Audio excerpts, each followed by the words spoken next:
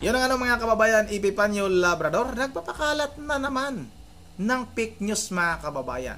At booking natin ito na wala talaga itong alam. Gamunggo talaga ang utak nitong si Epifanio Labrador. Pero bago tayo magpatuloy, bati muna ako ng magandang hapon sa aking mga subscribers, sa aking mga viewers.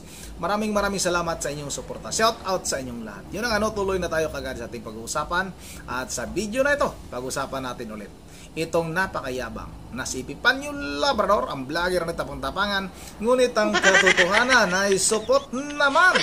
Yun ang mga kababayan, ayon kay Epifanio Labrador, talagang sinungaling itong tao na ito. Namumudmud daw ng pera, namimigay daw ng pera itong si Vice President Sara Duterte. Saan yung ebidensya mo? Patingin nga ng ebidensya mo. Talagang napakasinungaling mo.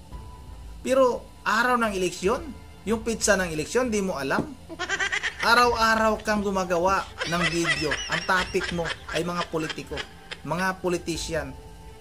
Pero hindi mo alam kung kailan, kung anong pizza, yung eleksyon. Talaga naman, Epifanio, kawawa ka naman.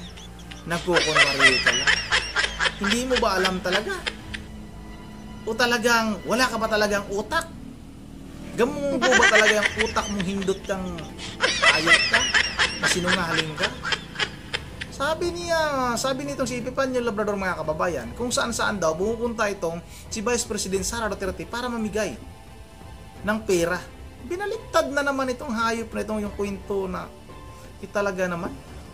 Sino ba yung laging namimigay ng pera ngayon? Hindi niya ba alam? Hindi niya ba nakikita? Yung mga video nitong si Martin Romualdez, nitong mga kaalyadong congressman, nitong si Martin Romualdez, sila yung namimigay ng pera mga kababayan, bilyon-bilyon.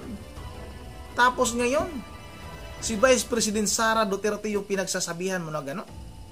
Wala ka namang pinapakitang ebidensya. May nagbulong daw sa kanya, may nagsabi daw sa kanya. Ayan na naman tayo. May nagsabi na naman, pero walang ebidensya. Talaga naman itong si Epifanio Labrador mga kababayan, hindi na uubusan ng kasinungalingan. Pero sa araw, yung araw ng pizza ng eleksyon, hindi niya alam. Ang dami niyang alam nga na kasinungalingan. Pero pag yung katotohanan, wala siyang alam. Kasi katotohanan yan yung araw ng eleksyon, yung pizza ng eleksyon, yan yung katotohanan. Pero hindi niya alam mga kababayan. Diba? Yan ang patunay ng alam ni Epifanio Labrador ay puro lang paninira, kasinungalingan. Sira-sira na ngayong balat itong tao na ito, maninira pa.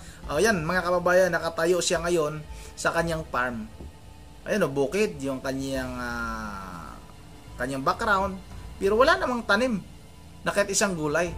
Yung sinabi niya na nag-harvest siya ng mga gulay na kailangan gumamit sila ng elf kasi nga hindi magkasya sa maliit na sasakyan. Tapos yung pispan. Pero kalaunan mga kababayan, nilagay yung kanyang tawag nito, yung GCash number para manghingi ng abuloy sa kanyang mga supporters. Ganyan kasinungaling itong tao na ito. Yun ang huwag na natin itong patagalin. Ito na, sabay-sabay na natin itong panoorin. Ito. Mga senador na ang plano ay hindi maglingkod sa taong bayan. Ano yan? Kundi maghiganti sa administrasyong ito. So ano?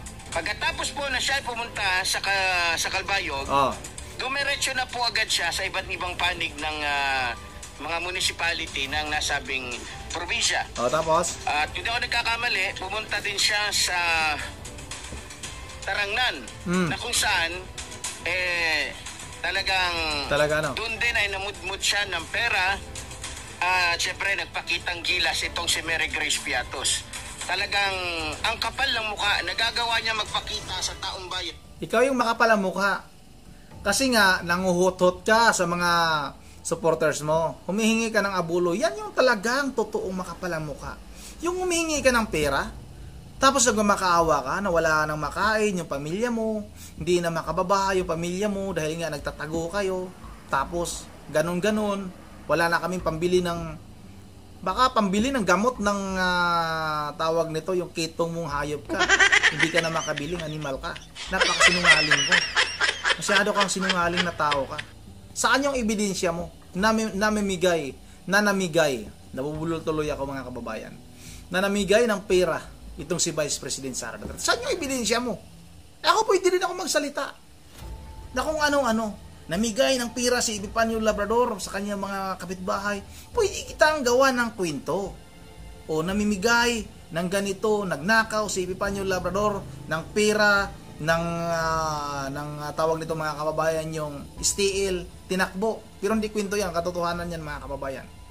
Madaling gumawa ng kwento, pero mahirap mapatunayan. Kasi ang patunay mo dyan, yung ebidensya. Asan yung ebidensya mo? Sige nga, magpakita ka kahit mga picture dyan. Napakasinungaling mo, supot, yung hayop ka. Sa kabila ng kanyang pagnanakaw, sa bilyong-bilyong pera na inilagay niya sa sarili niyang kaha. So talagang napakakapal po talaga. Napakatindi po ng apog nitong ni Sara Duterte, alias Mary Grace Piatos. So, alam niyo mga minamahal ko mga kababayan, matindi po yung kanyang pangangampanya ngayon. O bakit? Talagang mas inuubos niya ang kanyang sarili sa pangangampanya. Samantalang, hindi naman niya kailangan mangampanya. Bakit? Dahil hindi naman siya senatorial candidates. Ang galing ni Panyong, ang galing po muna. Pero yung ginawa ni Pangulong Bongbong Marcos, siya yung laging nangunguna sa mga ginagawang pangangampanya ng alkansya ng Bagoong Pilipinas. Nagsalita ka ba? Samantalang itong si Vice President Sara Duterte ngayon lang. Pero si Bangag, si Ngagba, halos pag nandoon yung kanyang mga senatorial candidate, andoon din siya. Siya yung gumaganon-ganon, bunganga. Tanggalin mo yung face mask mo, di ba? Gumaganon-ganon ka din. Ngumunguya-nguya ka rin, ngiwi-ngiwi ka rin, hayop ka. Mata mo, gatuldo animal ka, sinungaling ka. Ang galing mo ha, pag si Vice President Sara Duterte walang karapatan na mangampanya, pero pag si Bongbong Bangag, talagang pinupuri nyo, mga hindot kayo, sige. O senatorial candidate. Tama? Mali. Hindi siya senator. Hindi siya tatakbo ng pagkasenador.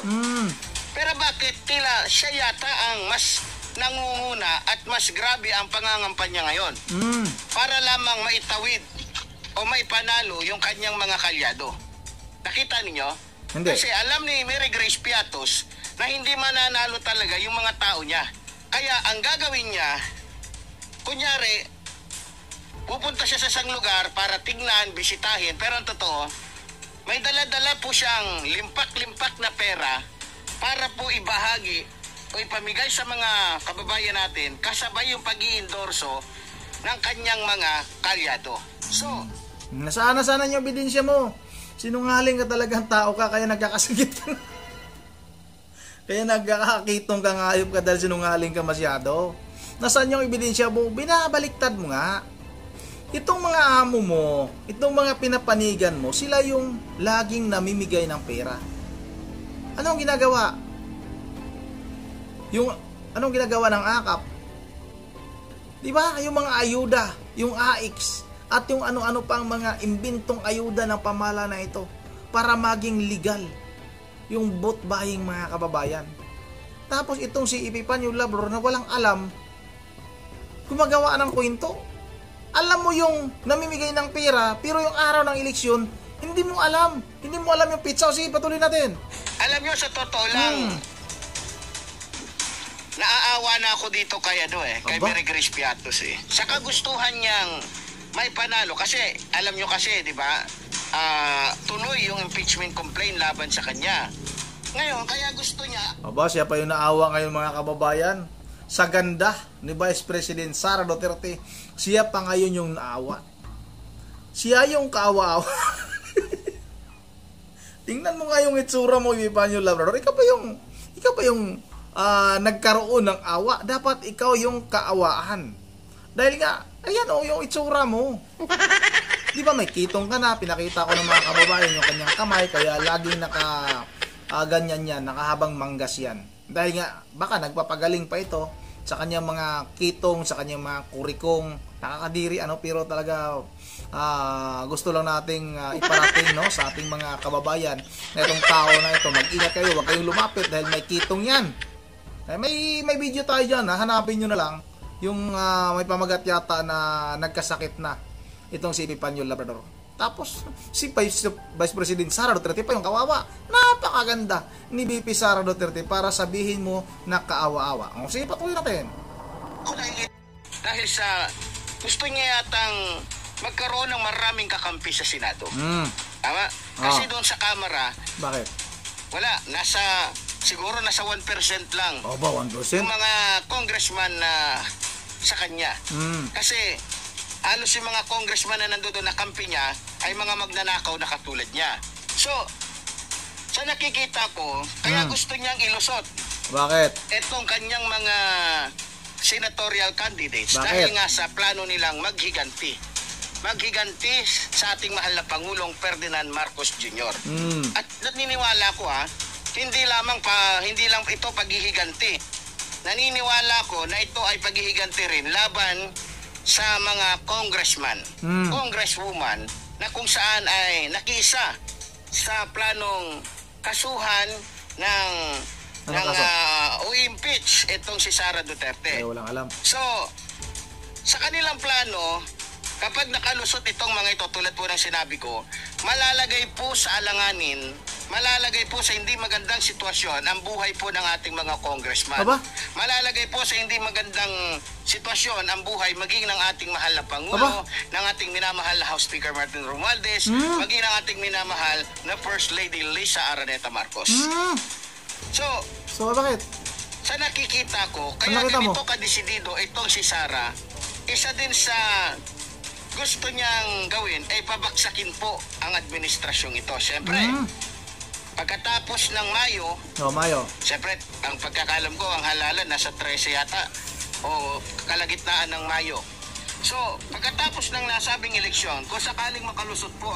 Yan mga kababayan, dyan na lang. Huwag na natin tapusin yung video na yan. Gusto ko lang iparinig sa inyo na yung halalan ay nilipat na. May 13 na.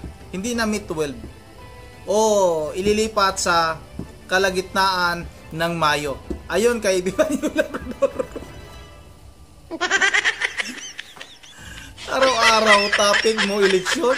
Araw-araw tinatopic mo itong si Vice President Sara Duterte at yung mga kumakampi kay Vice President Sara Duterte. Binabatikos mo, sinisiraan mo, gumagawa ka ng kwentong kasinungalingan. Pero eleksyon, di mo alam kung kailan. Ano ba? Asan ba yung utak mo? Nasa talampakan ba? Ngayop ka? Wala ka talagang, may nangangampanya Pakinggan mo yung mga nangangampanya dyan sa labas. Kung kailan yung eleksyon.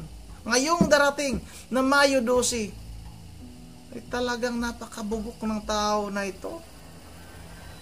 Pagbago ka na ng tawag nito, content panyong. Huwag ka nang mag-content ng ganyan. Dahil halatang halata na kasinungalingan lang yung alam mo. Tapos yung pagsisinungaling mo pa ay talagang talagang kitang-kita, klarong-klaro na hindi mo alam. Asan yung pera na sinasabi mong pinamumudmud ni Vice President Sara Duterte? Wala. Puro ka lang kwento. Magpatuloy ka na. Kasabay mo si Mike Abe, mga mga sinungaling kayo. Mga animal kayo. Wala na kayong ginawa. Hindi ba kayo tamaan ng kidlat para matapos na yung mga pagsisinungaling ninyo? Talagang napakasinungaling ng mga tao na ito, mga kababayan. Magkakasala tayo dahil sa mga taong ito. Makapagmura tayo dahil sa mga taong ito. Yun na nga mga kababayan. Andito na lang muna. Bago tayo magtatapos, ay mag-shoutout lang muna ako. Yan narinig ninyo. Inilipat na daw yung eleksyon sa Mayo 13. Usa kalagitnaan ng Mayo. Hindi na Mayo 12. Ayun kay Epipanyo Labrador Diba walang alam talaga yung tao na yan? Gamunggo nga yung utak ng tao na yan. Mag-shoutout muna tayo bago tayo magtatapos. Shoutout kay Antonio Cunanan. Totoo, may saltik. May kabi, may saltik ka daw. Sabi ni Antonio Cunanan. Shout out na rin kay Efren Lupranco. Gumagamit daw ng pinagbabawal na gamot. Tawag nito Mike Abe. Ayon sa komento ni Efren Lupranco. Sabi naman ni Judy, bayad kasi yan. Bayad ka. Bayad ka daw, Mike Abe. Lumipat yung galit kay Mike Abe. Nawala. Sana sa Epipanyo, mga komento kay Epipanyo Labrador. Shout out na rin kay Celia Lupo. Wala na kasi makuha siyang makuha kaya ganyan siya. Palaos na kasi siya. Laos na talaga. Laos na yang si Mike Abe o Mike Ilong, mga kababayan. Shout out na rin kay Chadi Patinio. Bakit ba naman puro paninira ang ginawa ng taong to? Ito si Panyong. Panyong, puro paninira. Sabi ni Chadi Patinio. Puro paninira talaga. Tapos araw ng eleksyon, hindi niya alam. Nakakahiya naman itong tao na ito. Shout out na rin kay Buyet Gana. Malaki binayad sa kanya ni Kukak. Abi, malaki daw binayad sa ni Kukak. Shout out na rin kay Mirly Victorio. Shout out na rin kay Mailili Linong Plinong. Malili Plinong. Grabe ang haba nito. Shout out na rin kay Pinwa Hali. Shout out na rin kay BT Kaparangka. Shout out kay Ma'am Joyce ng Japan. Kay Ma'am Idisa Burwi. Kay Ma'am Bergia Vera Dios ng Pulilan, Bulacan. Shout out kay Vinji Raul. Shout out na rin kay Merly Victorio. Mike Abe, sinungaling, itsura pa lang, hindi na mapagkatiwalaan. Ako, daming galit yung Mike Abe. Kawawa si Mike Abe, matanda na sana. Dapat natin igalang. Alam nyo mga kababayan, talagang gumagalang ako sa mga matatanda. Dahil nga, yung mga matatanda talaga dapat nating respetuhin. Pero pag ganyan naman, kasinungaling, kabastos kay Mike Abe, di tayo, ano ba tawag nito mga kababayan, hindi dapat nating ibigay yung paggalang natin sa mga ganyang klaseng matatanda. Yun ang andito lang muna at once again, this is Ronde TV, mo ingat ang lahat. God save the Philippines.